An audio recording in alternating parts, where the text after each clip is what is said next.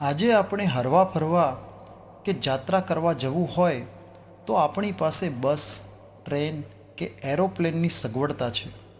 પરંતુ એક જમાનો એવો હતો કે માણસો ગાડામાં કે ચાલીને જાત્રા કરવા માટે જતા હતા. એ સમયની આ વાત છે.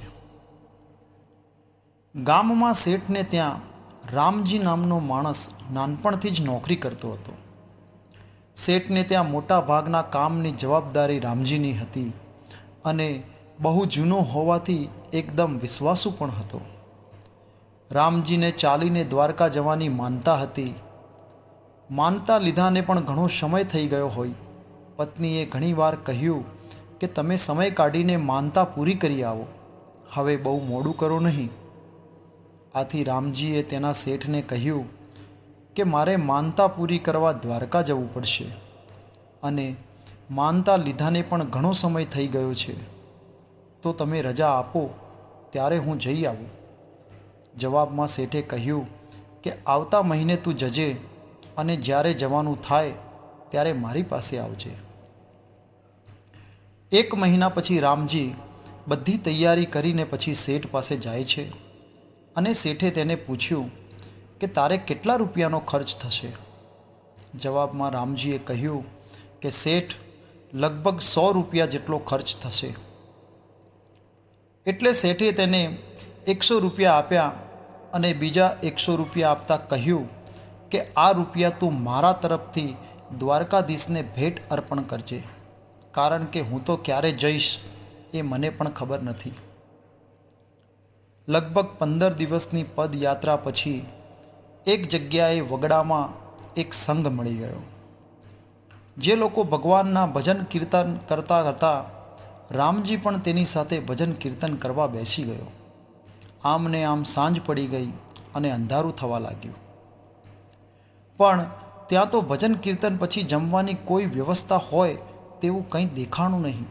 એટલે રામજીથી રહેવાયું નહીં અને પૂછ્યું કે ભાઈ, તમે લોકો જમવાનું શું કરશો? હજુ સુધી રસોઈ કરવાનું કેમ ચાલુ કર્યું નથી? સંઘમાંથી એક વડીલે કહ્યું કે અમે બધા દ્વારકા પગપાળા જઈએ છીએ. હવે 1 દિવસનો રસ્તો કાપવાનો બાકી છે અને અમારી પાસે અનાજ, કરિયાણું બધું ખૂટી ગયું છે, એટલે અમે લોકો અહીંયા જ રોકાઈ જઈશું. ત્યારે રામજીની પાસે રહેલા 100 રૂપિયા કે જે શેઠે દ્વારકાધીશને ભેટ માટે આપેલા, તે રૂપિયામાંથી બાજુના ગામમાં જઈને બધું વસ્તુ ખરીદી કરીને લાવ્યો અને બધાને જમાડ્યા. જેમાંથી રામજી પાસે હવે 1 જ રૂપિયો વધ્યો હતો, જે તેણે વિચાર્યું કે બીજે દિવસે દ્વારકાધીશને ભેટ અર્પણ કરી આપીશ. બીજે દિવસે રામજી સંઘ સાથે નીકળીને દ્વારકા પહોંચ્યો અને મંદિરમાં જઈને 1 રૂપિયો ભેટ ધરાવતા ભગવાનને કહ્યું કે આ ભેટ સ્વીકાર કરશો. મેં આમાંથી 99 રૂપિયા પગપાળા આવતા સંઘને જમાડવામાં વાપરી નાખ્યા છે.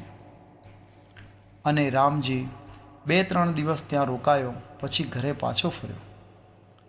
બીજા દિવસે શેઠ પાસે ગયો તો શેઠ ઊભા થઈને રામજીને પગે પડી ગયા. એટલે રામજીએ કહ્યું કે આ શું કરો છો શેઠજી? ત્યારે શેઠે કહ્યું કે તે જ્યારે ભગવાન દ્વારકાધીશને મારા 99 રૂપિયા ભેટ કર્યા, તે રાત્રે ખુદ દ્વારકાધીશ મને સપનામાં આવેલા અને કહી ગયા કે તમારા 99 રૂપિયા ભેટ આવી ગયા છે. પણ રામજી, તું કોઈ દિવસ એક પણ પૈસાની ગોલમાલ કરતો નથી, તો આ 1 રૂપિયો તે કેમ ઓછો ભેટમાં આપ્યો?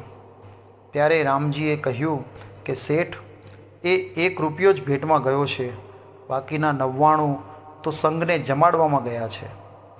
ત્યારે શેઠે રામજીનો આભાર માનતા કહ્યું કે તું તો ત્યાં ગયો અને દર્શન કરીને આવ્યો, પરંતુ તને જે ભેટ માટે રૂપિયા આપ્યા તેનો તે એવો ઉપયોગ કર્યો કે સાક્ષાત દ્વારકાધીશે મને અહીંયા જ દર્શન આપ્યા. જય હો દ્વારકાવાળાની. નમસ્કાર મિત્રો, જો આ સ્ટોરી તમને પસંદ પડી હોય તો દરેક મિત્રો સાથે શેર કરજો, તેમજ કમેન્ટમાં આપના વિચારો રજૂ કરવાનું ચૂકતા નહીં. જય શ્રી કૃષ્ણ.